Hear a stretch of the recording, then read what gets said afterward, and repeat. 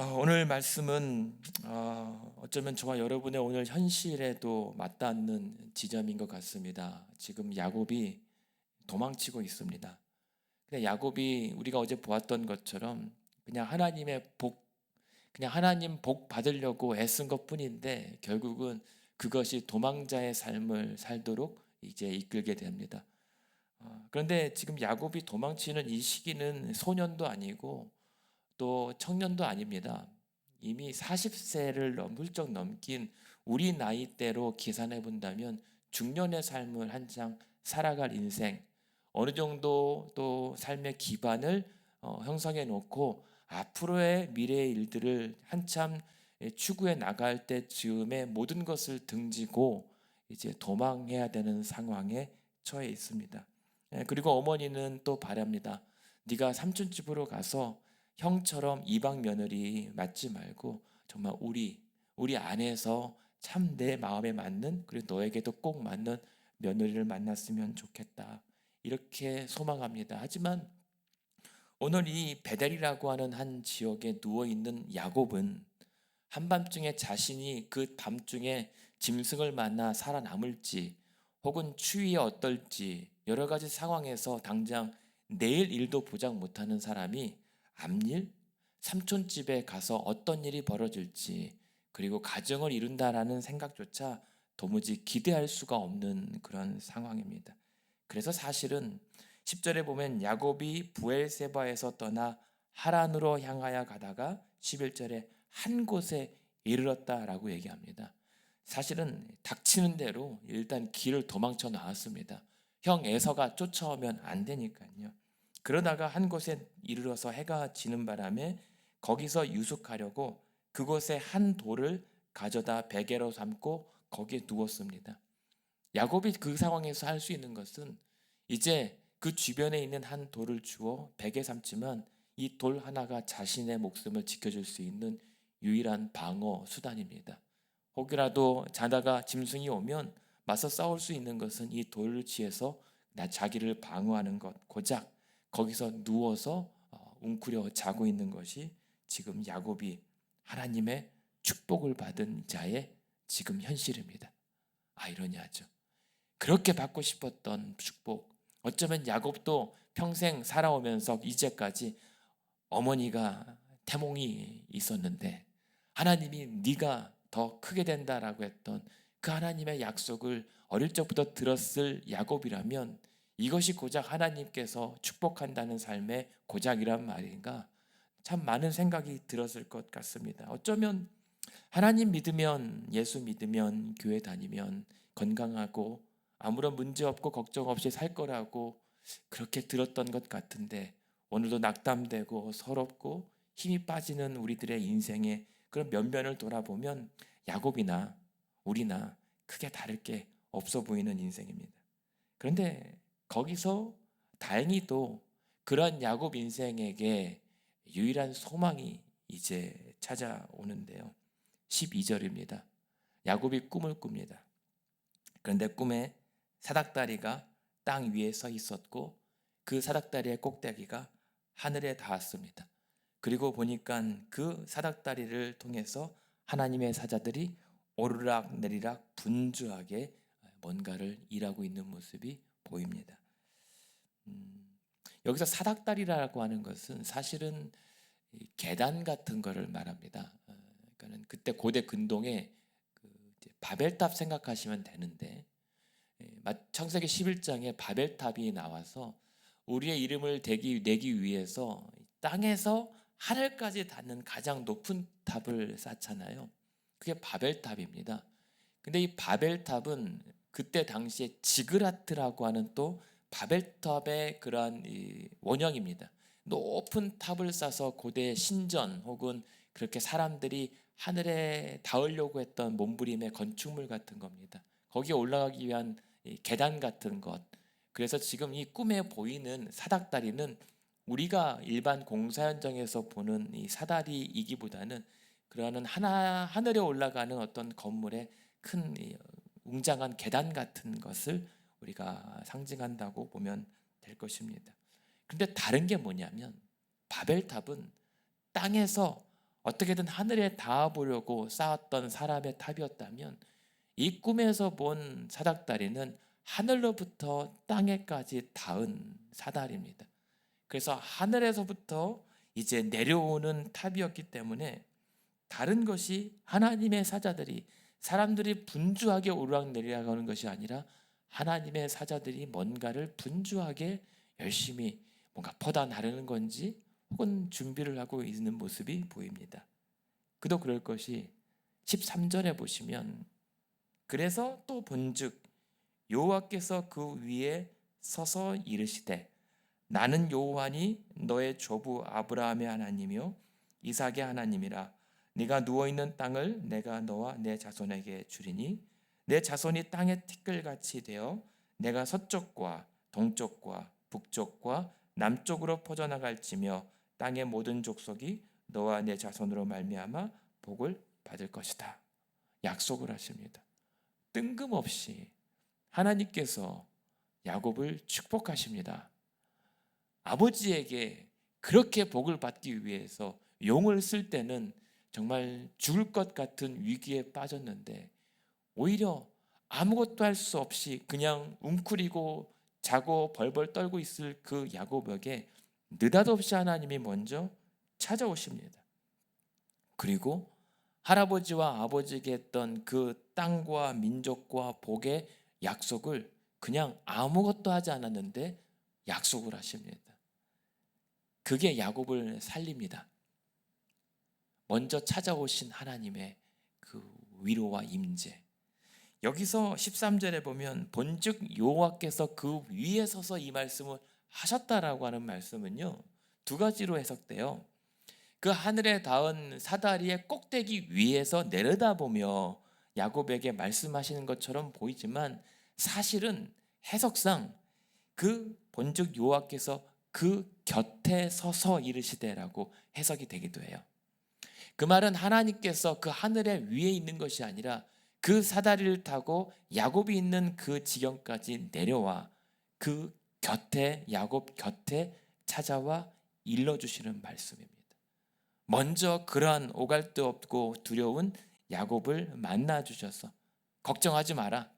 내가 반드시 아브라함의 하나님, 이삭의 하나님, 내가 할아버지에게 약속했던 그 약속 너의 아버지를 통해서 지금 이루고 있고 반드시 너를 통해서 여전히 이루어 나갈 것이다 라고 보장해 주는 것이 바로 하나님의 그 느닷없는 은혜입니다. 갑작스러운 공격이죠.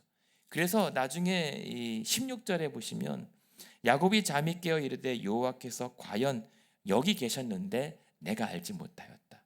그러니까 야곱은 하나님이 저 하늘에 계셨는데 내가 알지 못하였다가 아니라 바로 내가 누워있는 이곳에 하나님의 임재가 있었고 하나님이 나를 찾아와 주셨는데 그걸 몰랐다 라고 고백을 하고 있는 겁니다.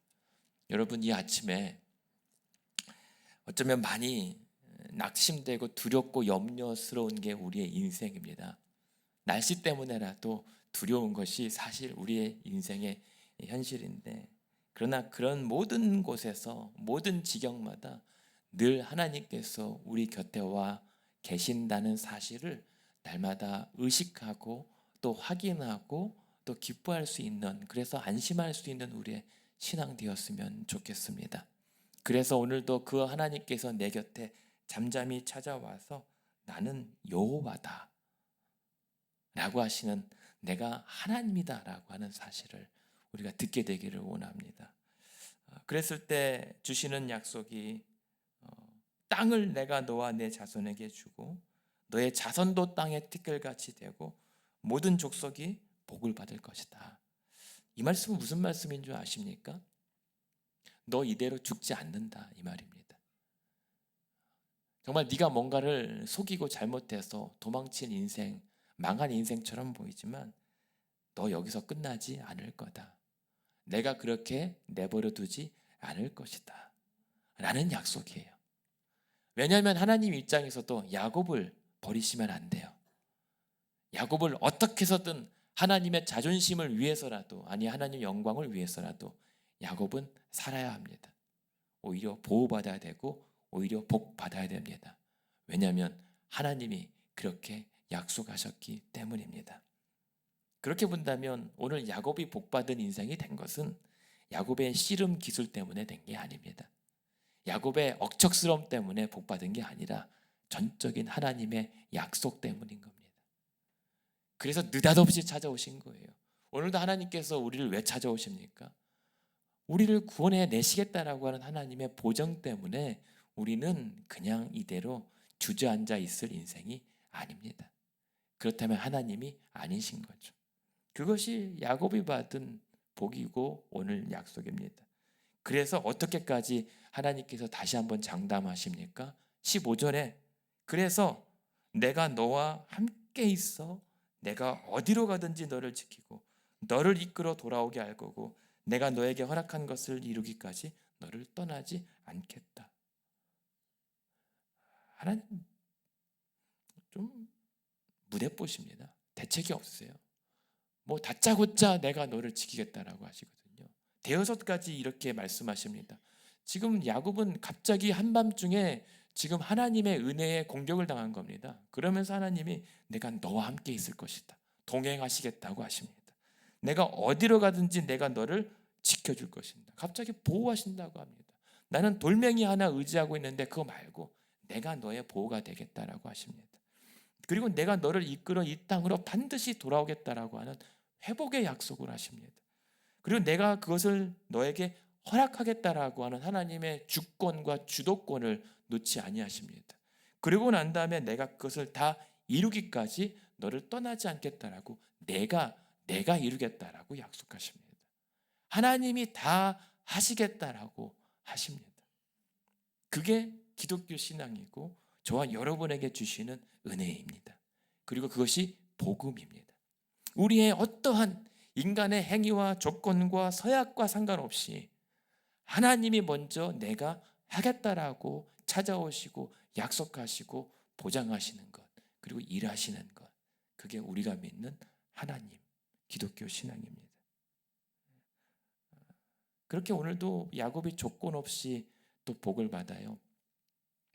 대신 그런 하나님의 구원과 약속을 받은 자의 반응이 바로 우리가 잘 아는 베델의 예배가 되는 겁니다. 이방 종교는요, 인간이라도 제물을 바쳐서라도 신에게 복 받으려고 온갖 제물과 광란에 춤을 춥니다. 근데 우리 기독교의 예배는 하나님에게 복 받으려고 드리는 예배가 아닙니다. 이미 하나님께서 조건 없이 주신 복에 대한 감사와 감격과 주체할 수 없는 기쁨으로 드려지는 것이 예배인 겁니다.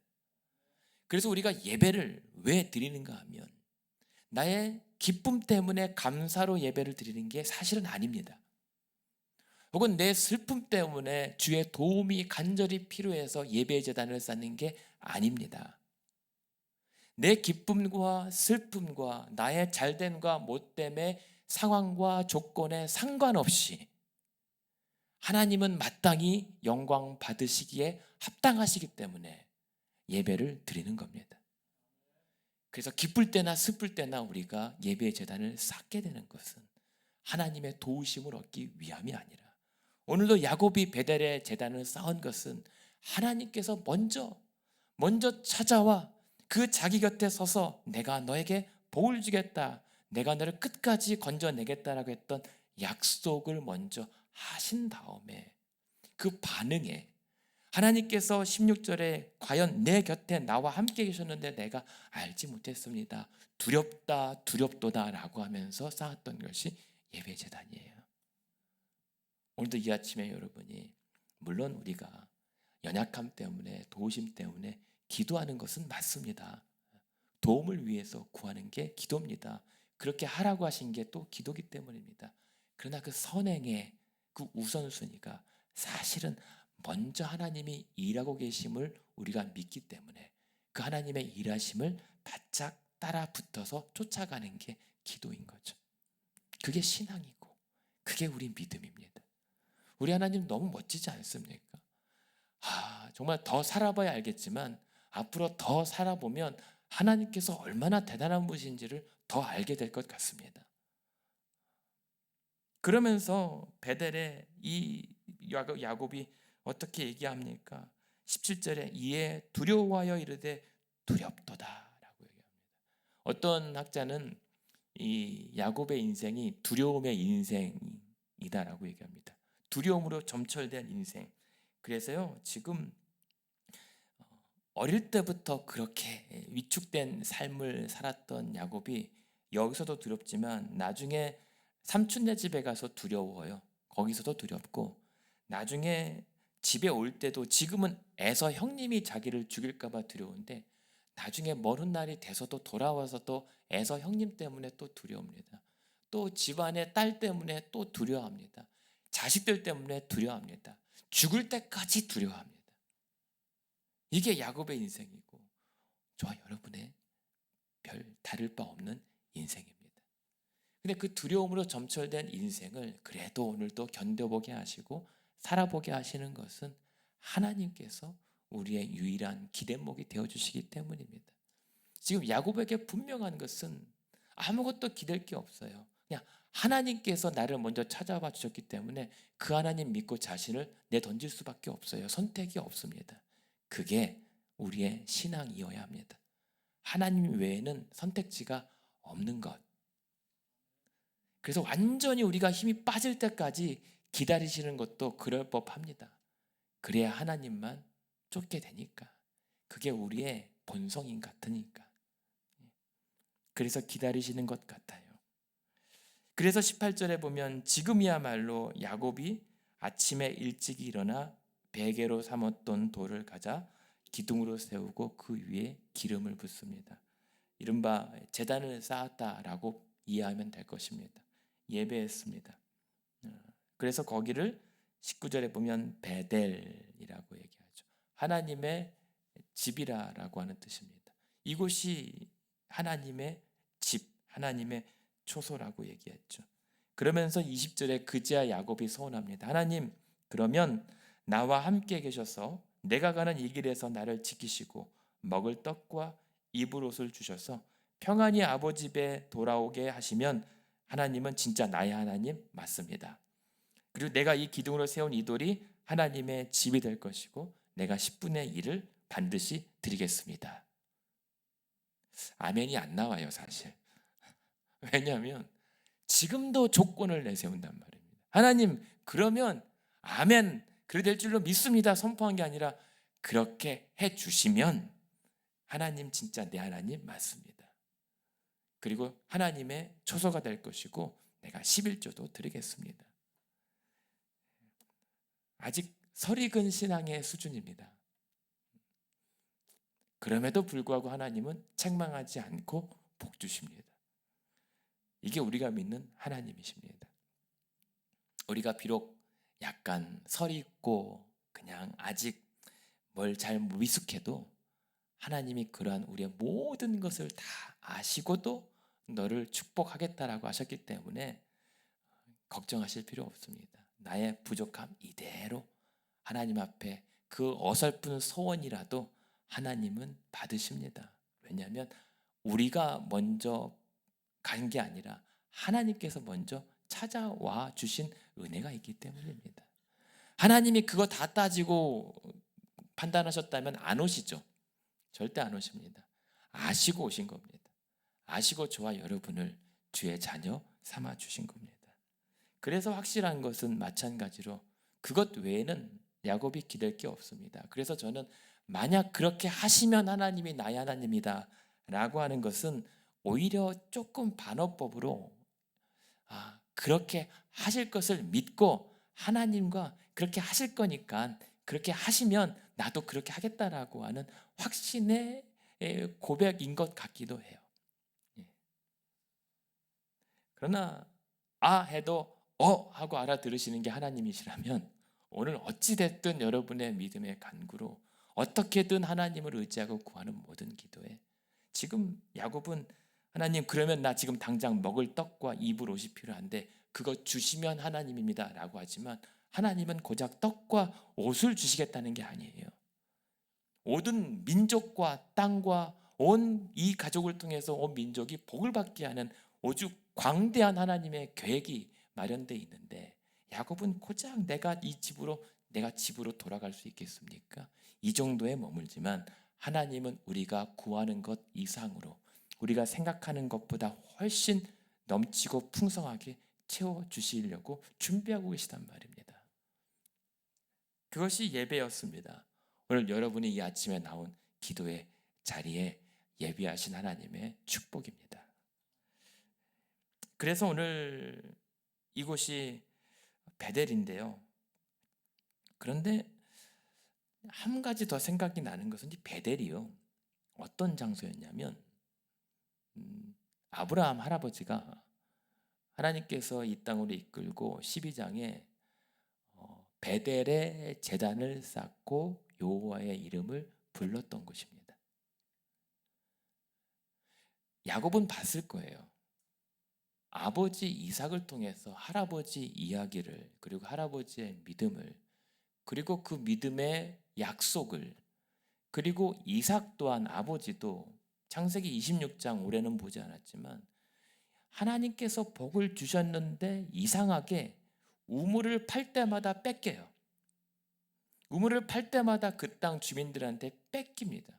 근데 이상이 별 저항 없이 계속 쫓겨다니면서 옮겨 다니는데 쫓겨다닌 곳에 팔 때마다 우물이 터져 나와요. 신기한 노릇입니다. 근데 그때 그 아버지 이삭이 우물을 파면서 했던 행동이 있습니다. 그게 무엇이냐면 26장 보시죠. 26장 18절에 보시면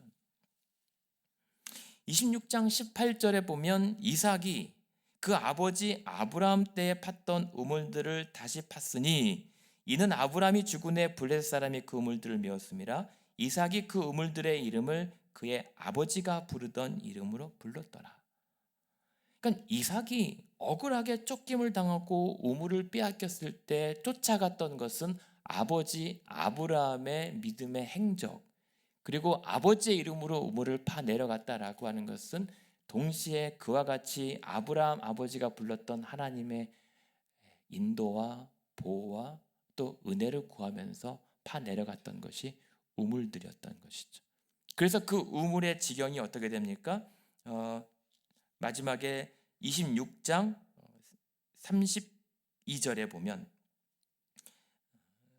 22절도 그렇습니다. 22절을 보겠습니다. 22절에 보면 이삭이 거기서 옮겨 다른 우물을 봤더니 그들과 다투지 아니하였으므로 그 이름을 르호봇이라 하여 여호와께서 우리를 위하여 넓게 하셨으니 이 땅에서 우리가 번성하리로다.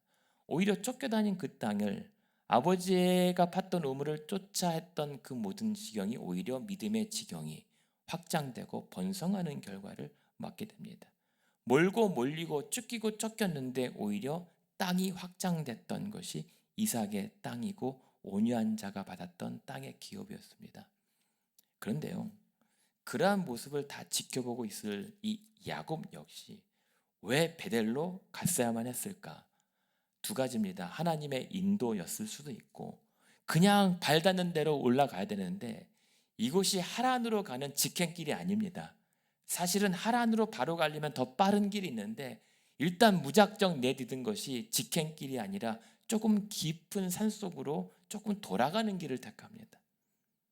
그러면서 보기에 그곳이 할아버지가 쌓았던 베델 제단이라고 하는 장소를 알았더라면 막연히 그 하나님, 그 아브라함 할아버지의 찾았던 하나님의 보호와 약속을 붙잡으려고 갔던 것은 아니겠는가 해석하는 자도 있습니다. 그리고 이 야곱이 배고비었던 이 돌이 어쩌면 그냥 돌 무더기로밖에 남았지 않았을 그 아브라함 할아버지가 쌓았던 제단에 남은 돌 하나 아니겠는가라고 보기도 합니다. 근데 그 해석의 분분은 있습니다만 한 가지 우리가 이 사실에서 주목할 수 있는 건 뭐냐면 그래도 헛되지 않았다는 거죠. 할아버지의 그 애씀과 아버지의 그 애씀, 믿음의 몸부림이 그래도 위기 때에 이 손주와 아들의 야곱에게 어쨌든 그 여호와의 이름을 부르게 됐던 그 장소에서 하나님을 만나게 되었더라. 라고 하는 이 사실은, 야곱은 오늘도 하나님을 만났지만 그러나 결정적인 모든 삶의 그 모든 것을 내려놓을 지점에 하나님께서 그의 인생을 다시 일으키시고 있는 거거든요. 그래서 이 아침에 생각이 나는 것은 몇 번이든 자주 말씀드리지만 저와 여러분의 부모로서의 믿음의 몸부림은 결코 헛되지 않을 것이다. 그것이 흥했든 그러지 못했든 그냥 살려고 여호와의 이름을 불러내리면서 그냥 맨 땅을 파 내려갔을지언정 그것이 나의 믿음의 후손들이나 또 주변에 결코 헛되지 않는 믿음의 위력과 은혜로 나타나더라는 사실입니다. 그래서 야곱은 이제 이 베델에서 그렇게 올라갔던, 결국은 하나님께서 그 베델로 인도하셨다라고 저는 봐요. 왜냐하면요, 야곱은 오늘 이 베델에서 만난 하나님 때문에 나중에 딸 때문에 이 땅에 돌아왔는데 딸 때문에 위기가, 슬픔과 비극이 찾아와요. 그때 뭐라고 얘기하냐면 35장 3절 한번 보실까요? 35장 3절이요. 35장 3절에 보면 그 모든 삶에 이제는 좀 살만하고 고향집에도 다 돌아왔다, 하나님의 약속이 다 이루어졌겠거니 했을 때에 또 어려움이 찾아올 때 야곱이 이럽니다. 내가 베델로 올라가서 거기서 1절부터 보겠습니다. 도망하던 때에 내게 나타났던 하나님께 거기서 제단을 쌓아라. 그러니 3절에 야곱이 우리가 일어나 베델로 올라가자. 내 환난 날에 내게 응답하시고 내가 가는 길에서 나와 함께 하신 하나님께 내가 거기서 제단을 쌓으려 하노라. 그 하나님의 그 은혜의 초소를 찾아 또 이겨나가게 됩니다. 근데 그 베델을 사실 누가 기억하고 있습니까? 야곱은 까먹은 것 같아요. 근데 1절에 보십시오. 하나님이 내가 네가 도망 다니던 때 만났던 베델로 올라가라 찾으신 거예요. 그리고 오히려 그 앞에 또 한 장을 넘기시면 오히려 31장에 보시겠습니까? 31장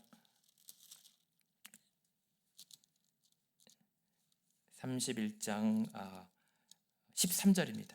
31장 13절. 31장 13절이 어떤 상황이냐면 하란 삼촌 집에 갔는데 이제 빠져나오고 싶은데 막 어떻게 될지 모를 때 어떻게 해야 되지? 또 이제는 어디로 가야 되지? 라고 했을 때 그때도 하나님이 또 먼저 찾아와 주세요. 근데 하나님이 그때 자신을 어떻게 소개하십니까? 13절입니다. 나는 베델의 하나님이다. 네가 거기서 기둥에 기름을 붓고 거기서 내게 서원하였으니 지금 일어나 이곳을 떠나 고향으로 돌아가라. 하나님이 기억하십니다. 우리는 날마다 은혜 근데 내가 하나님께서 돌아오시면 11조든 뭐든 성전이든 다 하겠다라고 해놓고 돌아서면 까먹기 바쁜데 하나님이 계속 베델의 하나님이고 베델에서 만나자 그러고 계시는 거예요. 그러니까 계속 야곱은 그래서 베델로 올라갈 때 결국은 하나님과 이 야곱은 서로 계속 그 어려움 때마다 만나자고 약속된 장소가 베델의 예배의 자리였던 겁니다. 저와 여러분의 이 기도의 자리가 그렇게 하나님이 우리 좀 만나자, 하나님 저도 하나님 뵙고 싶습니다 라고 하는 그 만남의 은혜의 장소가 되기를 원합니다. 그래서 이 베델이 어떻게, 오늘 사다리 사건이 어떻게 성취가 됩니까? 요한복음, 시간이 좀 길어졌는데요, 우리 한 구절만 더 찾아볼게요. 요한복음 1장 51절입니다. 요한복음 1장 51절. 요한복음 1장 51절에 보시면 예수님께서 나다나엘을 찾으실 때 말씀하시면서 이렇게 말씀하세요. 또 이르시되 진실로 진실로 너희에게 이르노니 하늘이 열리고 하나님의 사자들이 인자 위에 오르락 내리락 하는 것을 보리라. 이제 그 천사들이 오르락 내리락 하면 하나님께서 그 야곱 곁에 서서 내가 너를 복주고 내가 너를 반드시 건져내겠다라고 했던 약속이, 그 오르락 내리락 하는 것이 예수 그리스도, 예수 그리스도를 통하여 하나님과 우리 사이를 그렇게 연결하게 되는 것을 보게 될 것이다 라는 사건으로 성취가 됩니다. 그래서 저와 여러분은 오늘도 하나님께서 우리 가운데 찾아와 주시는 그 은혜를 예수 그리스도를 통해서 경험하고 맛볼 수 있게 된 것입니다. 그리고 그 예수님께서 그 야곱의 우물, 요한복음 4장에 보면 사마리아 여인을 만나시거든요. 거기가 야곱의 우물입니다. 사마리아 사람들은 남쪽 유다 사람들이 그 예루살렘에서 예배하는 것이 부러운 나머지 자신들이 그리심산에서 예배하고 그 지역은 야곱이 차지했던 땅이다라고 예배할 근거를 대세우거든요. 그러면서 예수님을 만난 사마리아 여인이 뭐라고 얘기합니까? 당신들은 예루살렘에서 예배하는데 우린 여기서 예배합니다. 그랬더니 예수님께서 뭐라고 얘기합니까? 거기도 아니고 여기도 아니다. 오직 영과 진리로 예배하는 것이 옳다. 그것이 이 베델의 어쩌면 더 발전된 예배 초소의 확장인 거죠. 그래서 저와 여러분은 오늘도 그 하나님을 찾고 하나님의 구원의 약속을 우리가 보장받을 때 예수 그리스도로 말미암아 성령 안에서 예배할 때 하나님의 구원의 은혜를 여전히 누리게 되는 것을 우리가 보게 되는 것입니다. 그리고 예수님이 뭐라고 얘기합니까? 하나님께서 임마누엘의 예수님을 통해서 하나님이 항상 우리와 함께 하실 것이고 세상 끝날까지 너희와 함께 하실 것이다 라고 하는 그 임마누엘의 약속으로 내가 내게 허락한 것을 다 이루기까지 너를 떠나지 않겠다라고 하는 약속이 우리를 통해서도 계속 진행하고 있다라고 하는 사실을 성경은 증거합니다. 여러분 오늘도 축하합니다. 그러한 은혜와 하나님의 복을 받으신 분들이십니다. 그래서 오늘도 저와 여러분이 예수 그리스도를 믿는 믿음 안에서 우리에게 허락하신 것을 다 이루기까지 그리스도께서 우리의 구원의 보증이 되시고 우리의 구원을 얻기까지 그리스도의 형상 이루기까지 주의 뜻 이룰 때까지 어쩌면 오늘도 저와 여러분에게 주변에 흩어져 있는 돌 무더기에 불과한 그 상황들을 다 모아서 우리가 감사와 예배와 기도의 제단 쌓아 올려서 예수의 이름으로 하나님의 이름을 부를 때에 저와 여러분에게 또 우리가 두려워서 들어 누운 장소가 오히려 17절에 보면 하늘문을 열고 하나님께서 찾아오시거든요. 하늘문을 열고 여러분 곁에 찾아와 주시는 그러한 하나님 임재의 장소가 오늘 여러분의 앉은 자리 되기를 주님의 이름으로 축원합니다.